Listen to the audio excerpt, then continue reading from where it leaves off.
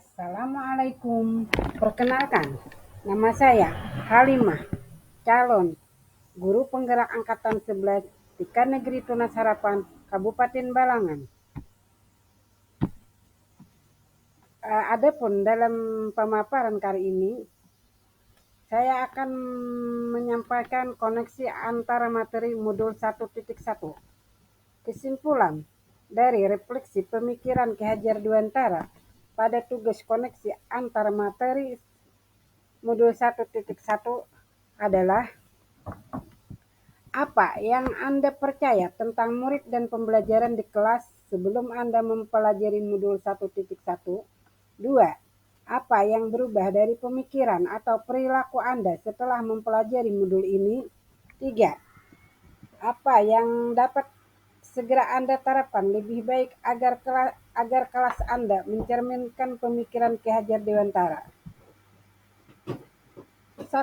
Apa yang Anda percaya tentang murid pembelajaran di kelas sebelum Anda mempelajari modul 1.1? Bahwa guru sepenuhnya menguasai pembelajaran. Saya terlalu banyak berceramah, sedangkan siswa ada yang tidak mendengarkan, bahkan ada berbicara sesama temannya. Kedua, pembelajaran terfokus pada ketercapaian materi atau aspek kognitif anak. Hal ini saya sering lupa bahwa pendidikan bukan hanya mentransfer ilmu saja, tetap sejatinya ada aspek lain yang harus diperhatikan. Ketiga, guru kurang begitu memahami karakteristik peserta didik. Saya cenderung menyamaratakan peserta didik, padahal ada banyak perbedaan yang ada pada anak sekian banyak anak yang saya didik. Siswa pasif, sehingga adanya motivasi rendahlah saya merasakan hal tersebut. Saya saat menjelaskan materi, mereka ada yang berbicara dengan temannya, ada yang main, ada yang kurang bergairah, tidak bersemangat, dan ketika saya menanyakan apakah ada yang belum paham terhadap pembelajaran hari ini, mereka diam. Kelima, yang menjadi fokus utama saya adalah suasana yang tertib, tenang, dan anak memahami materi seakan-akan saya tidak memberi kebebasan kepada anak. Apa yang berubah dari pemikiran atau perilaku Anda setelah mempelajari modul ini? Perubahan pemikiran, merubah pemikiran bahwasanya guru bukanlah satu-satunya sumber belajar. Siswa dapat belajar dari manapun. 2. Pembelajaran berpusat pada peserta didik, baik dalam menggali pengetahuan ataupun bidang lainnya. 3. Menghargai setiap karakter peserta didik. Adapun perubahan perilaku, mengamas pembelajaran yang lebih menarik, variatif, dan menyenangkan.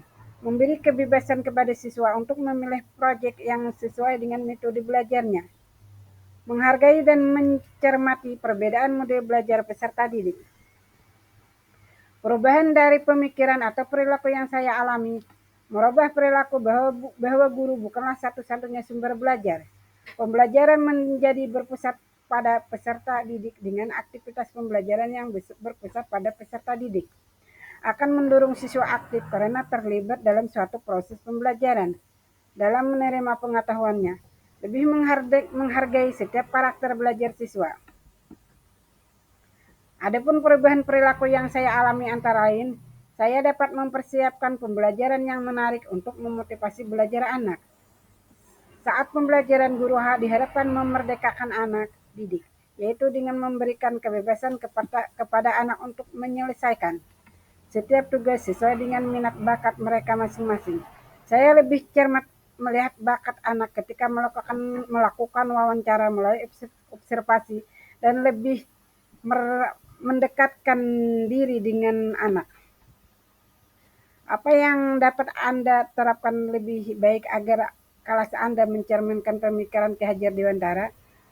Pertama, merancang pembelajaran yang menyenangkan, melibatkan peserta didik. Kedua, menerapkan pembelajaran berbasis budaya kearifan budaya lokal. Ketiga, menerapkan konsep merdeka belajar sesuai dengan profil pelajar Pancasila. Keempat, pembelajaran yang mengutamakan aspek karakter dan budi pekerti. Selanjutnya, menerapkan pembelajaran yang menuntun, bukan menuntut. menerapkan pembelajaran yang sesuai dengan kodrat alam dan kodrat zaman. Kemudian, agar kelas dapat mencerminkan pemikiran Ki Hajar Dewantara, penerapan yang saya lakukan di kelas antara lain, pertama, merancang pembelajaran yang interaktif dan menyenangkan. Kedua, menerapkan pembelajaran yang berbasis budaya lokal daerah setempat. Nah, di sini kita sebagai seorang guru berusaha memberikan penerapan materi terhadap kehidupan sehari-hari dengan kearifan budaya lokal setempat. Ketiga, menerapkan konsep merdeka belajar, mengajarkan kita bagaimana seorang pendidik dapat memberikan kebebasan kepada anak untuk dapat bereksplorasi atas pengetahuannya. Keempat, pembelajaran yang mengutamakan aspek karakter dan budi pekerti, kultur dan iklim yang baik akan selalu dicontohkan serta teladan yang baik kepada siswa. Tentang bagaimana harus bersikap dan mengelola emosi baik terhadap diri sendiri maupun orang lain agar dapat menstimulus menjadi pribadi yang baik. Kelima, tidak lagi menuntut, akan tetapi menuntun. Sebagai guru, berperan sebagai pamung dalam penerapan di kelas sesuai dengan pengajaran dan pendidikan Ki Hajar Dewantara.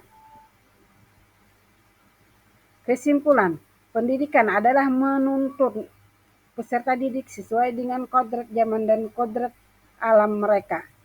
Pendidikan bukan sebatas materi akademis, namun juga harus diperkuat dengan penanaman karakter budi pekerti yang baik. Pendidikan sejatinya adalah berhamba, menuntun, dan melayani peserta didik. Kesimpulan yang saya dapat sampaikan yaitu dasar-dasar dari pemikiran Ki Hajar Dewantara harus segera kita terapkan dalam pembelajaran. Pendidikan adalah menuntun anak sesuai dengan minat dan bakatnya. Pendidikan bukan hanya ilmu akademis saja, namun perlu penanaman karakter dan budi pekerti yang baik. Pendidikan sejatinya adalah menghamba pada peserta didik, menuntun dan melayani. Demikian pemaparan saya tentang koneksi antar materi pemikiran filosofi Ki Hajar Dewantara. Thank you. Sekian, terima kasih. Assalamualaikum warahmatullahi wabarakatuh.